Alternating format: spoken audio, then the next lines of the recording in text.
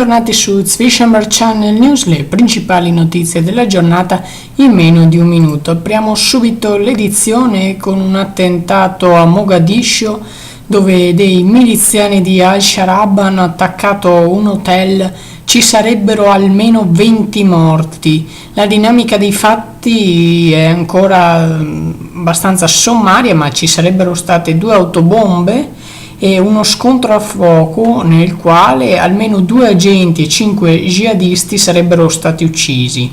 Non è ancora chiaro se questi agenti e jihadisti siano inclusi nel bilancio ufficiale, che però è stato reso noto per ora da una fonte del governo, e le prossime notizie le avremo nelle successive edizioni per capire esattamente cosa sia successo.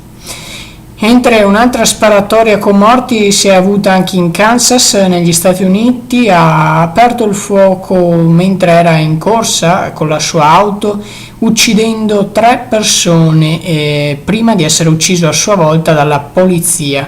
Ma secondo appunto la polizia del Kansas non sarebbe stato un atto di terrorismo, ma solo un atto di follia di una persona, ferite altre 14 persone. Adesso le altre notizie dal mondo. La Commissione europea ha dichiarato che l'Italia potrebbe essere la fonte di probabili nuove ricadute dell'Eurozona. In Siria è iniziata la nuova tregua, è scattata proprio in queste ore, ma a quanto pare le violenze sembrano non fermarsi nonostante questa tregua. Andiamo avanti e leggiamo le prime pagine dei principali giornali del giorno. Il Fatto Quotidiano: indagato Alfano contro natura, e che faccia ancora il ministro. Libero: arrivano 10.000 profughi, la NATO ci consegna gli immigrati a casa. La Repubblica: Unioni, c'è l'intesa, adozioni stralciate, oggi il voto di fiducia. Il Tempo: te ne vai o no? Verdini salva Renzi, ok le unioni civili ma senza adozioni. La Cirinà aveva giurato lascio la politica se cambiano il testo, il voto ha stravolto il suo DDL, ora almeno lei sia coerente.